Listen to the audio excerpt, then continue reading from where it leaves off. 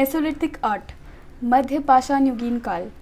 हमने already Palaeolithic art के बारे में डीप स्टडी कर लिया है कि कैसे भारत के अलग अलग पार्ट से हमें कुछ ऐसी चीज़ें मिलती हैं जिन्हें हमें देख के ऐसा लगता है कि शायद पैलियोलिथिक टाइम में जो लोग रह रहे थे उनके द्वारा बनाई गई हो।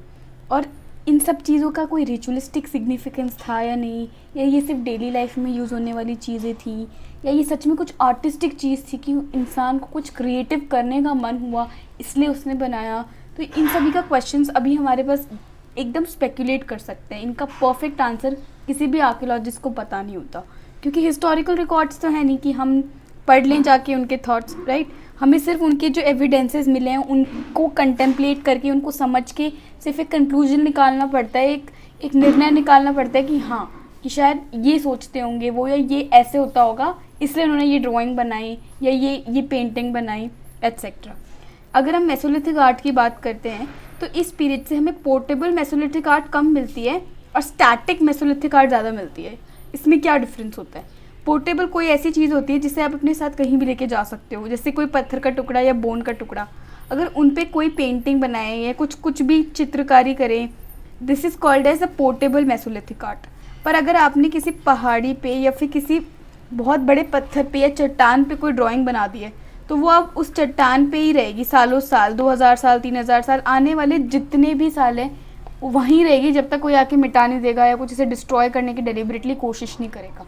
तब तक ये रॉक आर्ट सुरक्षित रहेगी, ठीक है, नेचर से, वाइल्ड लाइफ से, सब से। तो मेसोलिथिक पीरियड में हम देखते हैं कि काफ़ी सारी हमको ऐसी पत्थर मिलते हैं, बहुत बड़े बड़े पुराने पत्थर जिन पे लोगों ने पेंटिंग्स बनाई हुई है। और ये पेंटिंग्स बहुत पुरानी है। वो हमें कैसे पता चलता है कि ये पेंटिंग्स मेसोलिथिक पीरियड की है? अब जैसे हमने बात की कि मेसोलिथिक पीरियड में माइक्रोलिथ्स यूज़ हो रहे थे और उस टाइम इन्वायरमेंट ऐसा हो रहा था तो लोग इस तरीके के एनिमल्स खा रहे थे या इस तरीके के घरों में रह रहे थे। तो जब हम इन पत्थरों के आसपास की जगह को जब हम एक्सकवेट करते हैं, उनकी स्टडी करते हैं आर्कियोलॉजिस्ट, तब उन्हें समझ में आता है कि अच्छा, इस पत्थर के आसपास में बहुत सारे माइक्रोलिथ्स हैं, तो शायद ये मेसोलिथिक पीरियड का ही टाइम में बनाई गई पेंटिंग होगी, ठीक है। इस तरीके से हिस्टोरियंस और आर्कियोलॉजिस्ट अपने कंक्लूजन्स निकालते हैं। जब सबसे पहले मेसोलिथिक आर्ट या कोई भी रॉक पेंटिंग इंडिया में डिस्कवर कैसे हुई, कैसे पता चला कि जो पुराने लोग थे वो रॉक्स पे पेंटिंग करते थे?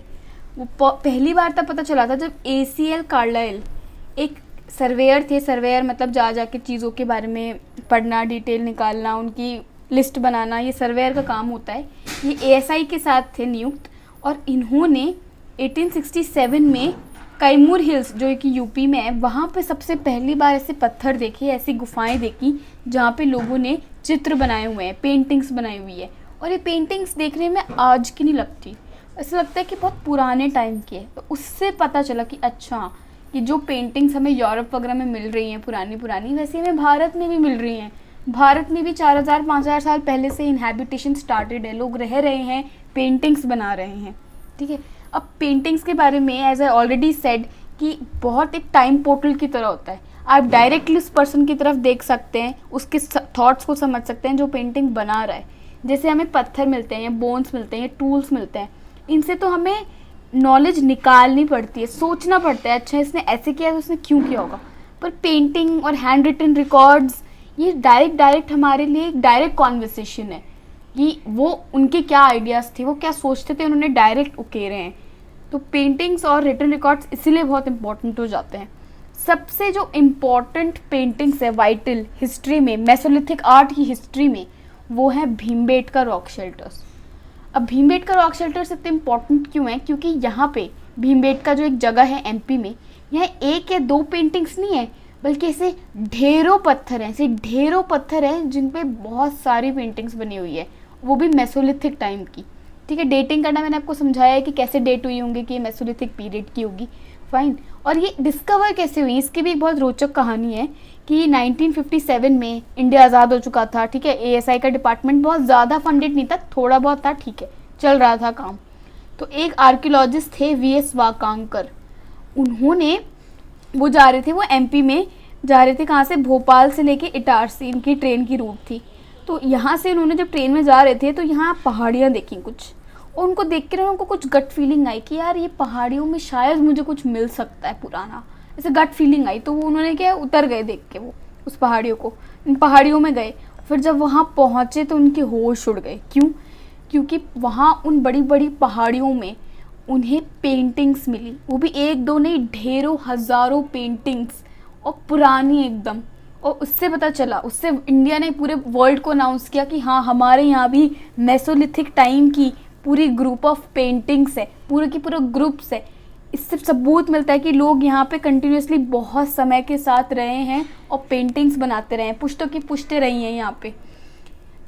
अगर भीमबेटका की डिटेल में बात करें तो भीमबेटका यानी कि वो जो पहाड़ी वाला एरिया है, उस एरिया को भीमबेटका बोलते हैं। वहाँ पे 642 रॉक शेल्टर्स हैं। ऐसे एक रॉक शेल्टर ऐसा हो गया, दूसरा ऐसा हो गया, ऐसे मतलब दो बड़े बड़े पहाड़ों को, दो बड़े बड़े पत्थर, उनके ऊपर अगर एक रूफ बन जाती है तो वो एक नेचुरल रॉक शेल्टर बन जाता है, ठीक है। तो वहाँ पे से 642 रॉक शेल्टर्स हैं, जिसमें से करीब करीब 400 में पेंटिंग्स मिली हमें, 400 में। इसका मतलब लोगों की क्रिएटिव सेंसिटिविटी कितनी हाइटेंड रही होगी, लोगों का कितना मन करता होगा पेंटिंग बनाने का, कितनी मेहनत का काम हुआ होता होगा पहले, उसके बावजूद वो इतनी सारी पेंटिंग्स बना रहे हैं। इसका मतलब क्या है कि पेंटिंग उनकी लाइफ में कुछ सिग्निफिकेंस रखती थी। आज हम हैं कॉमन मैन, हम में से कितने लोग पेंटिंग करते होंगे? रेयरली एनीवन, है ना, टाइम ही नहीं होता। पर उस टाइम अगर वो, उनके पास क्या होगा, हंटिंग करी, गैदरिंग करी, फिर क्या करेंगे? ड्रिंक, अल्कोहल, पेंटिंग, यही सब, राइट। अल्कोहल से मेरा मतलब है ऐसे पत्तियों का, ऐसे पत्तियाँ वत्तियाँ खाना जो उन्हें थोड़ा नशा दे, राइट। तो 400 में से पेंटिंग्स मिली हैं, और ये जो पूरी सारी पेंटिंग है, इनके थीम को देख के, सब इनकी कंडीशन को देख के आराम से पता लगता है कि बहुत पुरानी है। ऐसी पेंटिंग्स हमें एमपी के और भी जगहों से मिली है। इन जो पूरा भीमबेटका रॉक शेल्टर है, इन पे यशोधर मठपाल, एरविन न्यूमेयर और वीएस वाकांकर, इन्होंने डिटेल में शोज की हुई है, रिसर्च पेपर्स लिखे हुए हैं, और इन्होंने बांटा हुआ है पूरी केव को। कैसे कि पूरी केव में ऐसा थोड़ी है कि एक दिन में मिलके सबने सारी पेंटिंग्स बना दी, राइट, नहीं है ना ऐसा। अलग अलग टाइम पे, अलग अलग पत्थरों पे, अलग अलग लोगों ने पेंटिंग बनाई है। तो कब किसने वो पेंटिंग बनाई है, उसका एक ब्रॉड डिवीजन, एक ब्रॉड उसको बांटा है इन तीनों ने मिलके। इन्होंने बोला है कि करीब करीब 6 से 7 फेजेज हैं इन रॉक पेंटिंग्स के, कि मतलब शुरुआत में इन पेंटिंग्स की शुरुआत कब हुई होगी कि मेसोलिथिक पीरियड के आसपास लोगों ने इसको डिस्कवर कर लिया होगा, भीमबेटका रॉक शेल्टर को। इससे पहले भी रह सकते हैं, लेकिन इसके आसपास क्या होगा, इनकी एक्टिविटी ज़्यादा बढ़ गई, लोग यहाँ ज़्यादा रहने लग गए, इनको ज़्यादा बहाने लग गई, क्योंकि आसपास जंगल है, रिसोर्सेस अवेलेबल है, नर्मदा है, पानी है, पूरा है, ट्रिब्यूटरीज हैं, है ना, रॉक शेल्टर है, क्या चाहिए और। तो यहाँ पे लोग ज़्यादा रहने लगे तो उनके पास अच्छी टेक्नोलॉजी आने लगी, तो वैसे वैसे उनका सोफिस्टिकेशन लेवल बढ़ गया। अब उनको सिर्फ उनको एक मनुष्य की जीवन ऐसे एक जानवर लेवल पे नहीं जीनी है कि बस उन्होंने खाया पकाया और सो गए, नहीं। अब उनको कुछ और भी आर्टिस्टिक करना है। इस जानवर थोड़ी सोचेंगे, बंदा थोड़ी सोचेगा चलो मुझे कुछ आर्ट करना है तो मैं, है ना, पेंट बना के और ब्रश बना के पेंट करता हूँ, नहीं। ये ह्यूमंस का कॉग्निटिव डेवलपमेंट हो रहा था, उनके ब्रेन का डेवलपमेंट हो रहा था, उनकी आर्टिस्टिक अर्जेस बढ़ रही थी, इसलिए उन्होंने पेंट करना स्टार्ट किया। अब उन्होंने जब पेंट करना स्टार्ट किया होगा, मेसोलिथिक पीरियड से स्टार्ट किया, और काफ़ी टाइम तक मेसोलिथिक पीरियड की पेंटिंग्स मिलती हैं। उसके बाद धीरे धीरे ट्रांजिशन होने लगता है किसमें, हिस्टोरिकल पीरियड में, न्योलिथिक पीरियड में, धीरे धीरे, कि मतलब यहाँ पे लोग रहते होंगे, उसके बाद वो चले गए या उनके बच्चे हो गए, यानी कि पुश्तों के यहाँ रहने के हमको एविडेंस मिल जाते हैं। कंटिन्यूस इनहैबिटेशन जिसे बोलते हैं। पहले क्या होता था, लोग एक जगह रहते थे, फिर चले जाते थे, फिर बहुत सालों बाद कोई आ गया ऐसे से। पर अगर कोई एक ही जगह पे रहे जा रहा है, उसकी पुश्तें आ रही हैं, वो रह रही हैं, नेबर्स मिलते जा रहे हैं, बढ़ते जा रहे हैं, उसको बोलते हैं कंटिन्यूसली इनहैबिटेड साइट। तो भीमबेटका एक ऐसी साइट थी। अब आप सोच रहे होंगे पेंटिंग तो ये लोग बना रहे हैं, पर बना कैसे रहे हैं, इनके पास आज के ऑयल पेंटिंग्स और ब्रश ये आए कैसे? तो इन्होंने नेचर का यूज़ किया सब कुछ। इन्होंने क्या किया, ब्रश बनाने के लिए ये एनिमल्स के बाल को यूज़ कर लेते होंगे, है ना, और पेंटिंग्स के कलर बनाने के लिए इन्होंने सारी जो इनके आसपास जो नेचुरल चीज़ें थी ना, उसको पीस के पानी में मिला के उससे पेंट बनाए। अब जैसे आप एक टमाटर है, आप टमाटर की एकदम चटनी बना लो, उसको पानी में मिला लो, थोड़ा थोड़ा रेड रेड हो जाएगा ना। इसी तरीके से इन्होंने मिनरल्स का यूज़ किया। मिनरल्स क्या होते हैं, देखिए, जब हम अर्थ की खुदाई करते हैं ना, या अर्थ पे कुछ भी पड़ा होता है, पत्थर पड़ा है या फिर कुछ भी, तो जब हमें अर्थ का कोई ऐसा टुकड़ा उठाएं जो हमारे यूज़ आ सकता है, उसको हम मिनरल बोलते हैं। सपोज करो आपके घर के पास में आपको एक पत्थर मिला है, ठीक है, और उस पत्थर में आपने देखा कि यहाँ पे थोड़ा सा ना सोना जड़ा हुआ है, ठीक है, तो इस सोने को आप तोड़ के निकाल लोगे इस पत्थर में से, तो ये आपके लिए क्या बन गया था, एक मिनरल, क्योंकि इसमें से आपको एक ऐसी चीज़ मिल सकती है जो आपके काम आ सकती है। आप इस सोने को तोड़ के निकालोगे इस पत्थर में से, इसको पिघलाओगे, पानी में मिलाओगे, इसको ज्वेलरी बनाओगे, इससे पेंट करोगे पानी में मिला के, अलग अलग चीज़ें करोगे। तो जब इनको मिनरल्स ऐसे मिलते थे जिसमें से ये कुछ चीज़ निकाल के, उनको पीस के, उनको अंडों में मिला के या पानी में मिला के उनसे पेंट बना लेते थे। ऐसा ही एक मिनरल था आयरन ऑक्साइड। आयरन ऑक्साइड एक बहुत ही ज़्यादा वाइडली यूज्ड कलर था, इससे रेड कलर मिलता था हमें, ठीक है। और ये सिर्फ पेली मेसोलिथिक पीरियड से ही नहीं, ये पूरा हिस्टोरिकल पीरियड तक, इनफैक्ट अभी भी आयरन ऑक्साइड के कलर्स बनते हैं। तो ये कितना लंबा कंटिन्यूशन है, सोचिए कि करीब करीब आज से 10,000 साल पहले से आयरन ऑक्साइड का यूज़ होना स्टार्ट हुआ है एज अ कलर। अब आयरन ऑक्साइड कैसे यूज़ होता है, देखिए जब किसी पत्थर में आयरन की मात्रा होती है ना, लोहे की मात्रा, और वो ऊपर सरफेस पे आ जाता है हवा के कांटेक्ट में, तो उसको ऑक्सीजन मिल जाती है। ऑक्सीजन मिलने से इसका ऑक्सीडेशन होने लगता है, ठीक है, इससे ये लीच होने लगता है ना, इसमें से आयरन निकलने लगता है थोड़ा थोड़ा। और उसके बाद अगर पानी घुल रहा है या मिट्टी है, यहाँ पे जो भी होता है ना इसके आसपास जो चीज़, उसमें मिल जाता है, ये उसमें मिल जाता है। तो जैसे मिट्टी में मिल जाएगा तो मिट्टी लाल कलर की हो जाएगी, इसलिए मार्स है ना, मार्स उसकी मिट्टी का कलर लाल है क्योंकि वहाँ पे आयरन ऑक्साइड की मात्रा ज़्यादा है।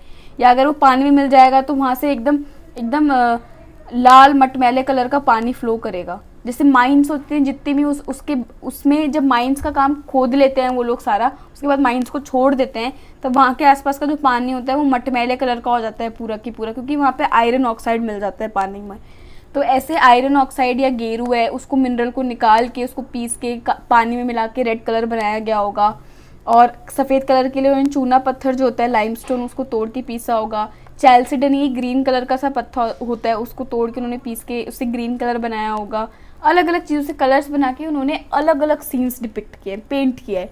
अब ये सीन्स क्या है, ज़्यादातर सीन्स जो है जानवरों के हैं, क्योंकि सबसे ह्यूमंस के बाद उन्हें क्या दिखेंगे, जानवर। तो उन्होंने जानवरों के चित्र बनाए, उन्होंने हंटिंग करते हुए चित्र बनाए, उन्होंने फूड कलेक्ट करते हुए चित्र बनाए, उन्होंने प्रेग्नेंट लेडीज़ के चित्र बनाए, उन्होंने प्रेग्नेंट एनिमल्स के भी चित्र बनाए। इनफैक्ट उन्होंने एक एक्सरे चित्र बनाया है, वो बहुत इंटरेस्टिंग है कि एक एनिमल है, उसका सिर्फ बाहर से स्केलेटन टाइप्स बना दिया, उसके फिर अंदर के जो पार्ट्स होते हैं ना, उसका स्टमक और ये सब ऐसे छोटे मोटे, तो उन्होंने एक्सरे टाइप में बनाया हुआ है, उसकी हड्डियाँ वड्डियाँ। तो कितना क्रिएटिव रहा होगा उनका थिंकिंग पैटर्न कि हमें ये एनिमल है, हमने इसको खाया है, अब हम इसके जो अंदर हमें दिख रहा है उसको हमें ड्राइंग बनानी है, राइट। इसके अलावा डिवीज़न ऑफ लेबर हमें दिखने लग जाता है आर्ट से।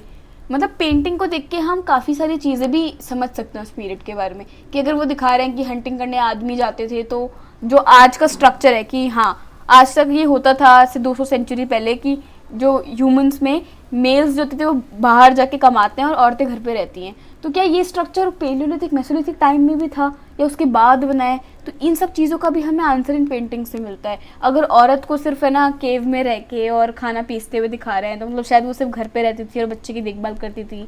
पर उसको अगर हंटिंग में दिखा रहे हैं तो मतलब वो हंटिंग में भी पार्ट लेती थी, गैदरिंग में पार्ट लेती थी, उसकी क्या सोशल स्टैंडिंग थी, इससे हमें बहुत चीज़ें पता चल जाती है।